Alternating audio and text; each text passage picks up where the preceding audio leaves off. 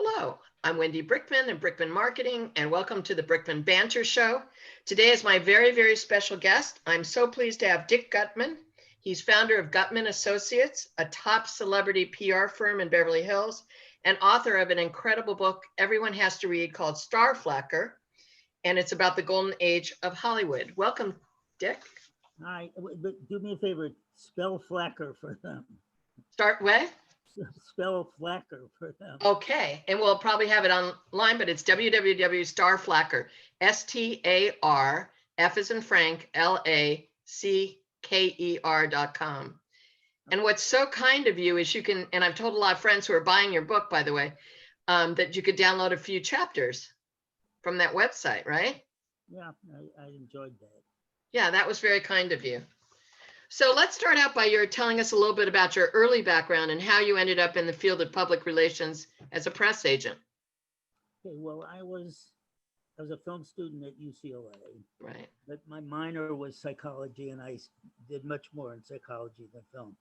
And because at that time they were teaching us to be film teachers or documentarians. They said it wasn't a trade school. They weren't trying to teach us to get in the business. So we had to form Delta Kappa Alpha, which was a film society. And I started to bring George Stevens and people out to UCLA for that. And finally, they got the idea. They weren't very happy about it.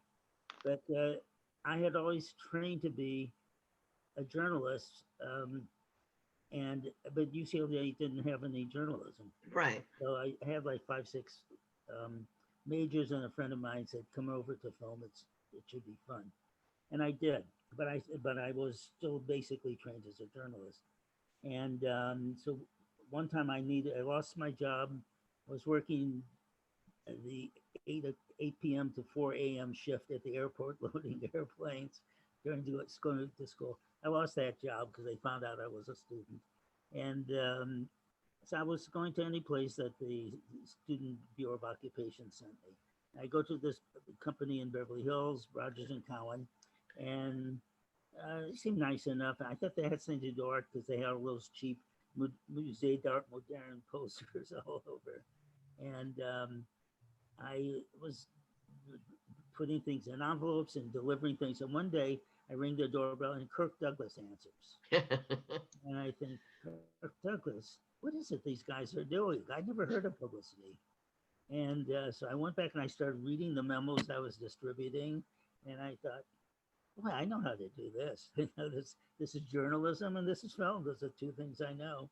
Right. So I got the copy boy job, and there was one guy there who was quite a pro, and he saw that I'm a pretty good writer, and he saw that I could do that, and so he was helping me, and he says, you got to, the first rule is you got to make your break. You got to make your break. You create something that don't wait for it to come. So at that time, the biggest star in Hollywood was Jack Webb. It was at the time of Dragnet. um, Dragnet. Yeah, Dragnet. And but he was just big. He had turned everything around, and he was a movie star too. He was in Sunset Boulevard. But he made directed a movie called Pete Kelly's Blues. It was about his favorite subject was jazz and blues. And so he made this, and it had all these great musicians, Peggy Lee, Ella Fitzgerald. It was terrific music, not that good a movie. And they didn't know what to do with it. And they were going to lose Jack Webb as a client because I'd read these memos. I said, we're going to lose him. You don't know what to do with the film. So I went to the music department at UCLA. I was still going to UCLA. Schoenberg Hall. Said, give me that 600 seat theater, and I'll bring Jack Webb in to do a seminar on jazz, and he'll bring all these great. I can't promise you Peggy Lee and Ella Fitzgerald. Not there's the chances there. They got behind it. So I take it in, I write it up, give it to this guy who was promoting me. He gives my presentation to Warren Cowan, who basically invented public relations in Hollywood. And Warren takes it to his partner, senior partner, Henry Rogers, and gives it to him. And Henry Rogers turns to Warren and says, let me get this straight. You want to put our cloud client in the hands of the office boy. And Warren said, you have a better idea? And so they let me go with it. And we get there. Uh, Jack came with all the musicians, and when they arrived, there were 800 people in the 600. The fire wardens weren't kicking them out; they wanted to see it too. So it just was madness. And Jack gave such a beautiful presentation. The music was spectacular. It was a great evening. The audience was going crazy. And so after it, Warren goes back. He says, "Jack, we can get out the back." He said, "No, no, I want to work my way through them." He was eating up that audience. And so we get to the bus, and he turns to Warren. He says, "Warren, I never thought I'd say this to anyone but a beautiful woman, but you just gave me the greatest night of my life." Oh, And so I was oh, the best agent. They had to hire me then. wow. That's great. That's, yeah, you showed chutzpah with that. But actually, I could have taken it further. They were so relieved to save their biggest client that they let it go. I didn't know better, but a year later, what I would have seen was you take the show and you put it on the road. You take it to Kansas City and New Orleans and Chicago and New York. You put it on for charity, and you're selling this movie. That would have sold the movie, which didn't get sold. It went out and it did not much. But I didn't know. I wasn't that aware that I could extrapolate that in my mind. Well, I would say everything's a learning curve. And we have the Monterey Jazz Festival here Oh, it was sensational. I handled the Monterey Film Festival once, and it was with, right. Okay. the only Right. time I got a chance to work with Jimmy Stewart. That was Oh, really right. I remember him vividly. So I want to start out by also asking you, maybe there's some favorite times in your career as a press agent for so many top Hollywood celebrities that you would want to talk about. There was an example. Do you have another one? And then I have some other questions, of course. my problem is I have probably about 342. Well, you have, and let me just show the audience, you have, is this part one of the book, Starflacker? I, I didn't. After I finished it, I figured it was a terrible act of ego to make a 670-page book, but I didn't want to leave things out. I I still agree. what I wrote was actually twice as big, and maybe sometime I'll pull that out. Yeah, I want to read it. No, there were so many incredible stories, and Well, it just brings it to life. And also, you could sit it down. You didn't have to read in one. well, the story of my life was timing because I timed it at the. It wasn't the tail end of the golden age, but it was smack dab in the middle of it. And the golden age was golden because they had everybody talked about these monster movie magnets, the guys who ran this, like Harry Cones and the uh, Goldwins and the Jack Zanuck. Jones. And it was true. There were, I mean, uh, Goldwyn was sort of an amusing monster, but he was still a monster. But they they were they abused. They were autocrats, but they loved movies. They loved making good movies. They knew that they had to develop great stars, build them. They could build them by casting them in this role and that role. And if Kai Powerful had a film that was a clinker, Daryl Zanuck put him into Blood and Sand, and then suddenly he was the romantic star of the Western world. And they developed great directors. I was going to do a chapter on the directors that were there for that, and I went through this list of directors, and I had 242, and I was only on the letter M. They were incredible. And I actually, one of my great thrills is I got to handle all of these great directors too. And people like Louis Milestone, who did All Quiet on the Western Front, and Billy Wilder. Billy Wilder was really sort of the architect of my life too, because I was lucky enough to work on Love in the Afternoon, and that changed my life. Yeah, great. Um, yeah, that was sort of, when you talk about the golden age of Hollywood, what years are you thinking about? I think the golden age was from about 1934, because they were building. They would have a Preston Sturges a writer and a Billy Wilder, and then they realized that if they can write, they can direct. And suddenly you had this flow of sensational directors and great writers, and they were responsible. And then they recognized a built talent. I handled Dan Johnson. I really loved Dan. he was sort of distant and sweet, and but he was built up. He would go do fencing lessons. They gave him all the attributes of stardom. Right. They were actually one of my favorite moments was during the '60s. I represented a lot of the great comedians. That was the decade where they had all the comedy albums. Yeah. We Um, bought them. and so I had one of these comedians up in San Francisco. Gisela and my wife and I went up because we were going to see him. I'm just losing his name, but he was. They were all very neurotic, and so the worst thing in the world was to have to listen to their new album with them watching. Right. It was torture. You have to laugh. We walked in, and he says, "Oh, why don't you listen to my new album?" So Gisela had never experienced it before, and you have to laugh madly when it's all amusing, and they would be judging you. They go, "Oh," or however you responded, and when we walked out of there, she said that was an ordeal. And I said, so as we went on, he said, "Are you coming to both shows?" I said, "No, I have Van Johnson is doing Bye Bye Birdie at the St. Francis, and we'll be going there for Van Johnson, the Red Shoes, the Red Sox. The last time I saw Paris, he's my favorite. I love him. Can he? You think he might? Maybe he could come to the midnight show." I said, "Look, he gets worn out, but I'll ask him." So Van, we'll see him afterwards. Van, I said, Shelley Berman. I said, "Shelley Berman, you're his god." It's the Red Shoes. The last time I saw Paris, he would make his career if you would go to this tonight. "Oh, Kitty, I'm so tired." "No, you got to be there. You have to be there at midnight." We're there 10 to midnight. There's no Van Johnson. Shelley Berman's in the wings looking to see if he's gotten to the Neurotic. 10 after midnight, he has to come out. There's no, at 15 after midnight, Van shows up.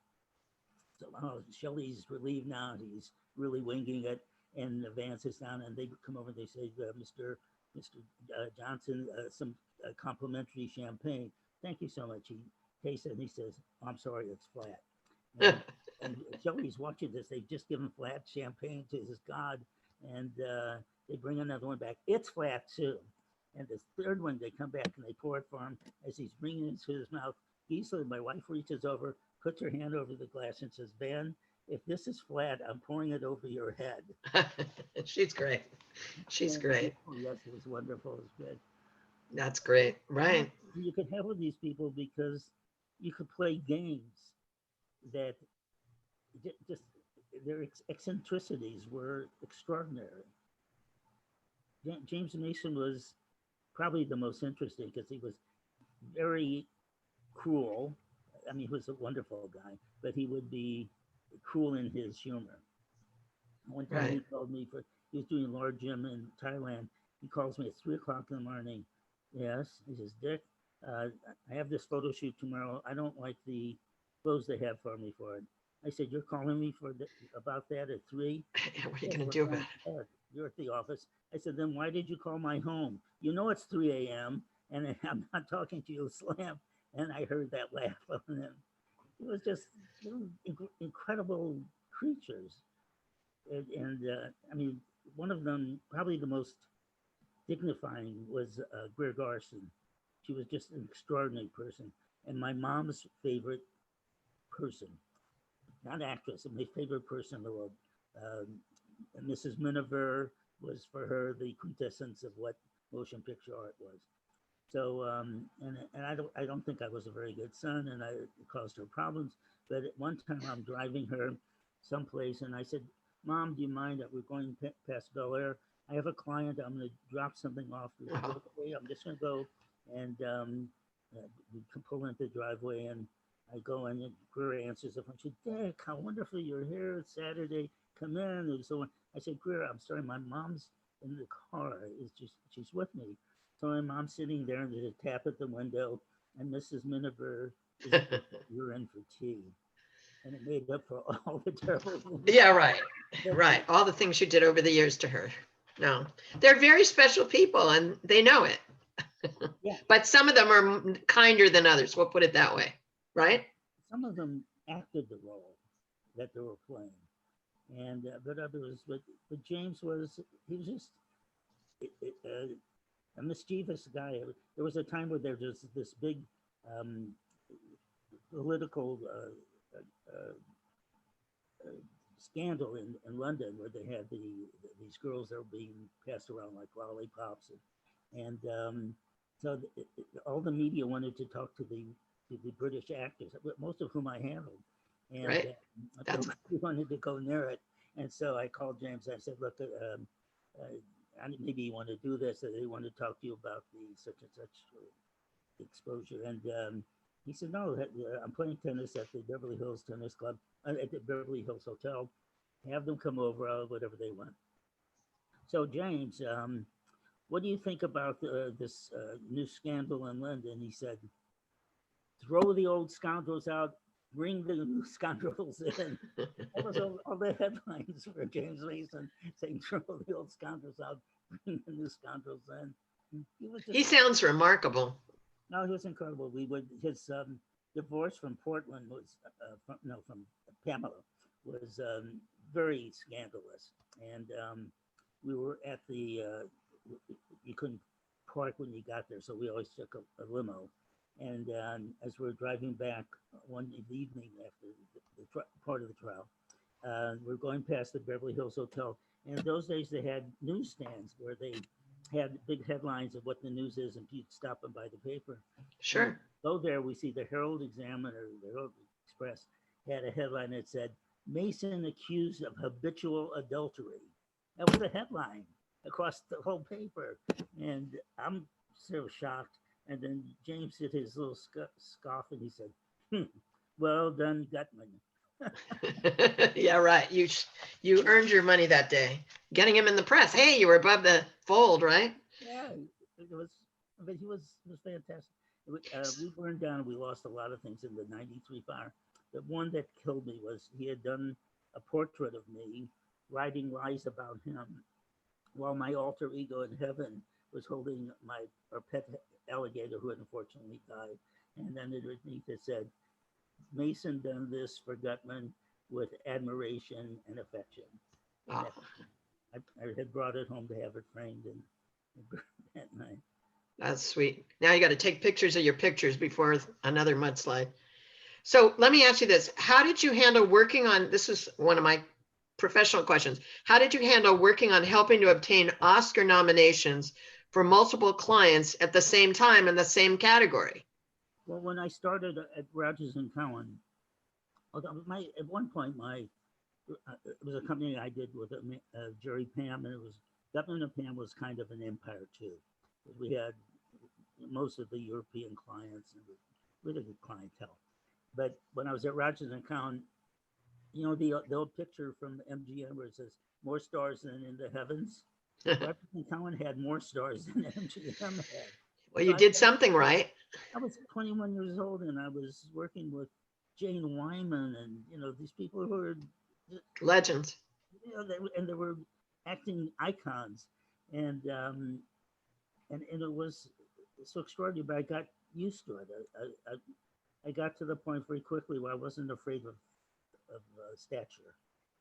You have to do that, and that served me very well. But because of that, one time Rogers and Cowan had 4 of the 5 actor nominees, and handling it was Tony Curtis and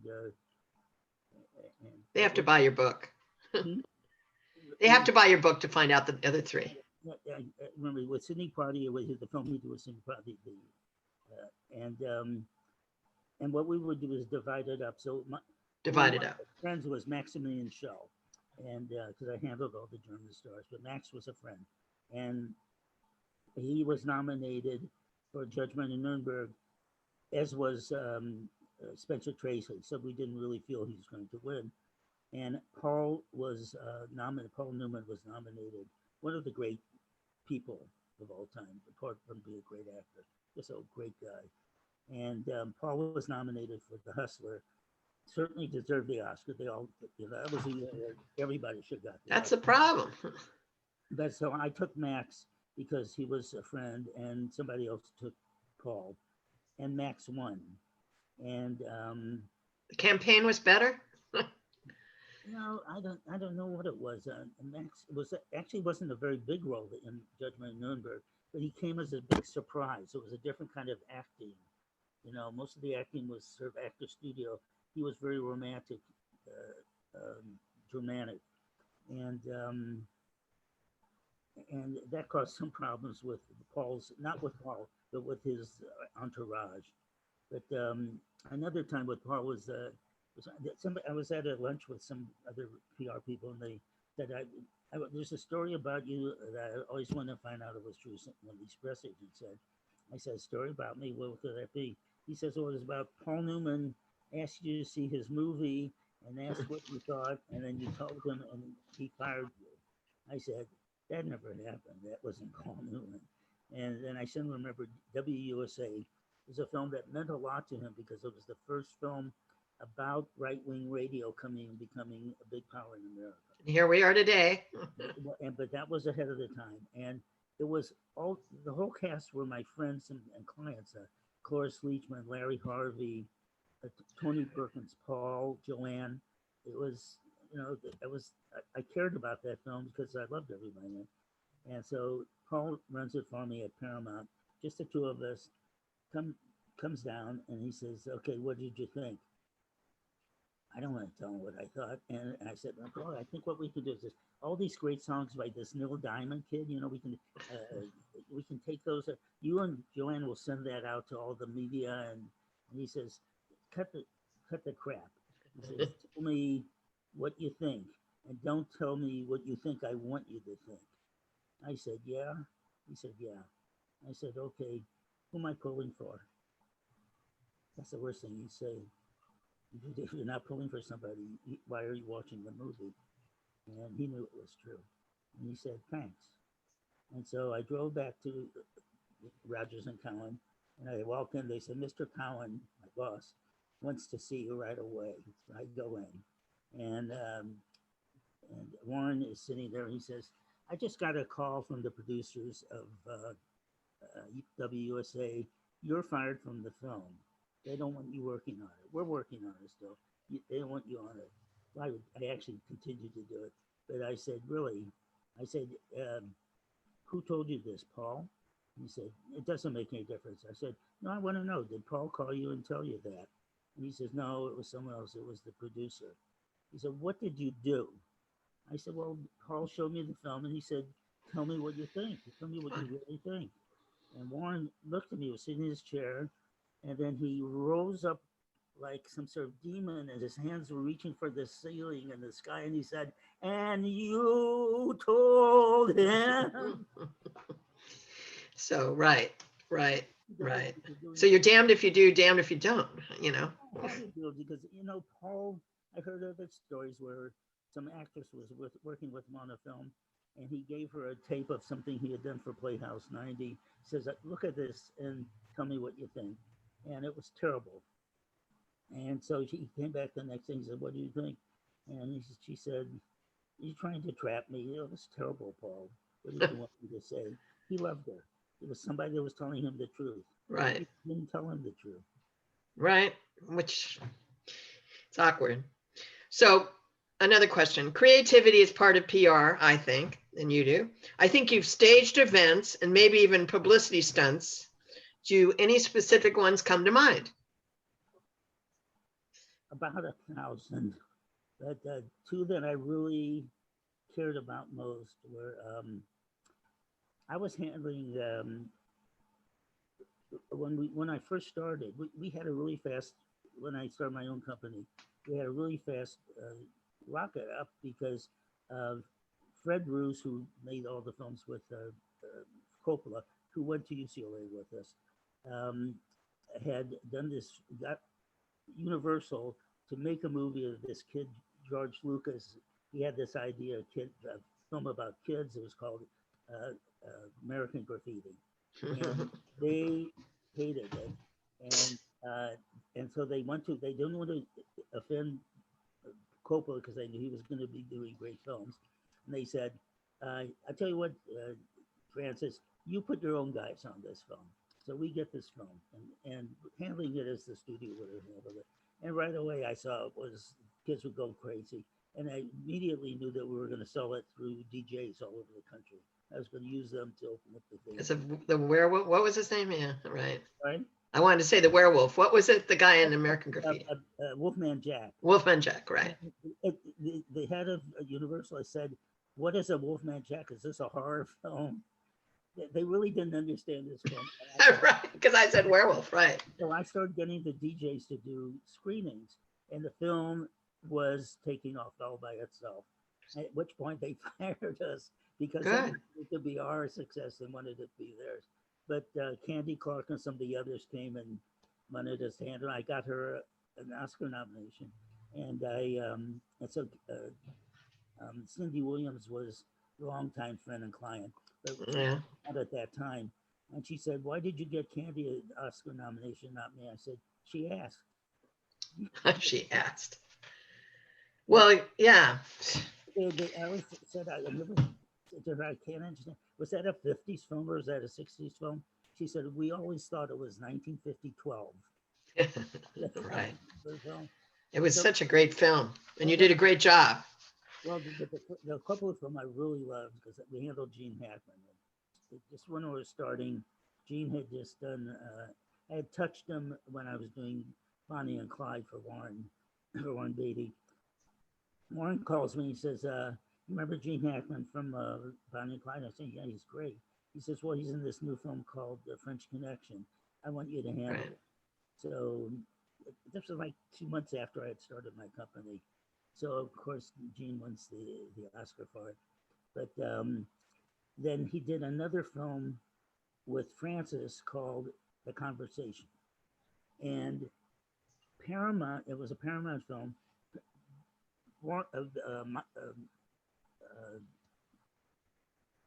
Coppola had already done Godfather 1 and didn't win Best Director because I think Bob Fosse won for, probably was for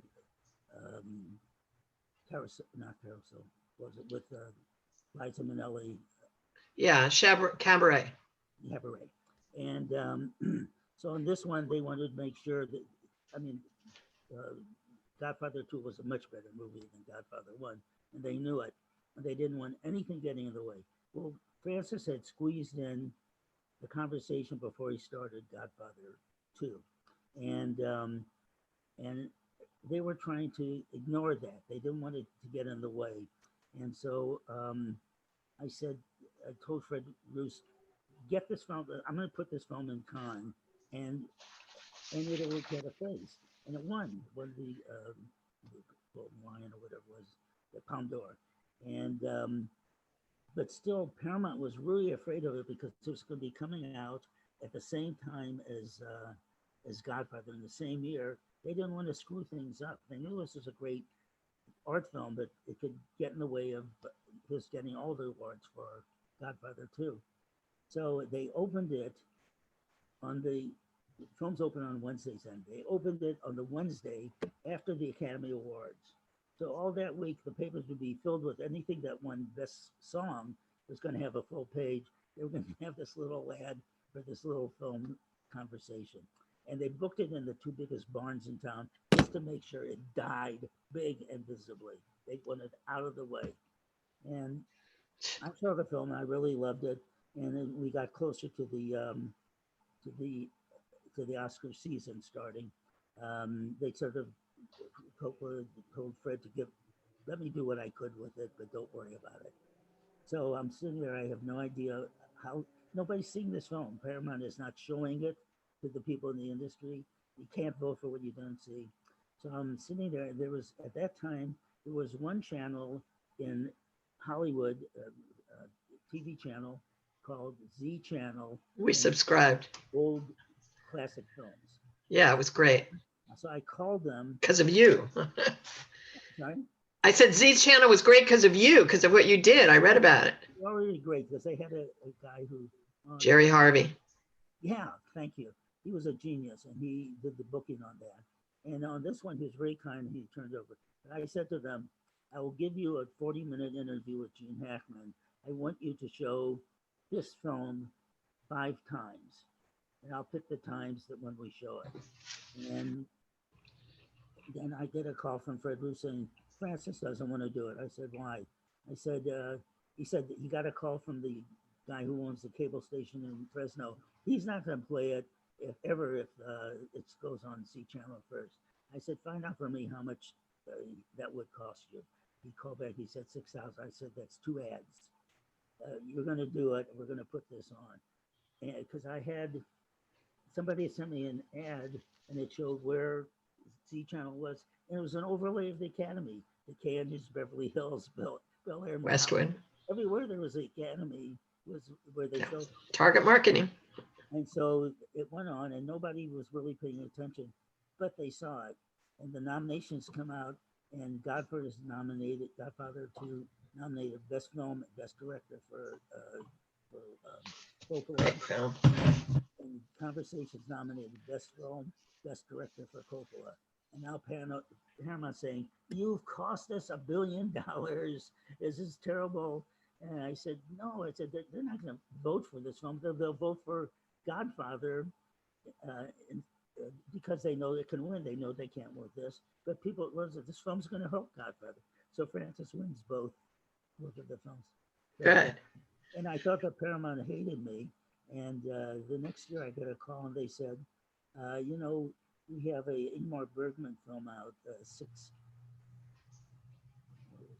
something of a marriage, it was Scenes from a Marriage. It was a 6-hour film. So they said, call the guy who invented art films in Los Angeles, a guy named Max Lemley, was playing in his theater, the Santa Monica, the Royal, and asked him if he'll do it. And I said, Max, how many audiences has Ingmar Bergman delivered to your door? And he said, why, what do you want? I said, will you let me show this on Z Channel while you're showing it there? He said, yes, because of Ingmar. And so we put it on, and I get this call from, it didn't get nominated, but I get a call from Max Lemley. He says, I want to thank you. I said, why? He says, you're showing this film on Z Channel. It's 6 hours, and the TV screens there were sort of oval. They weren't a square. And he said you couldn't read the subtitles, but everybody was pouring into the theater to see the film because they couldn't really watch it there. Right. That's funny.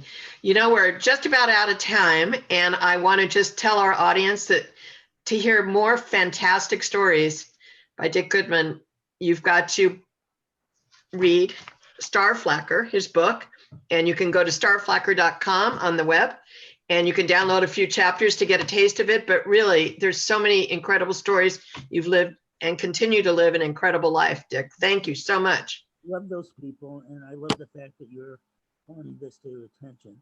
This is not a book about me. No, a little bit. All right, thank you, and stay tuned. Okay, thanks. Bye.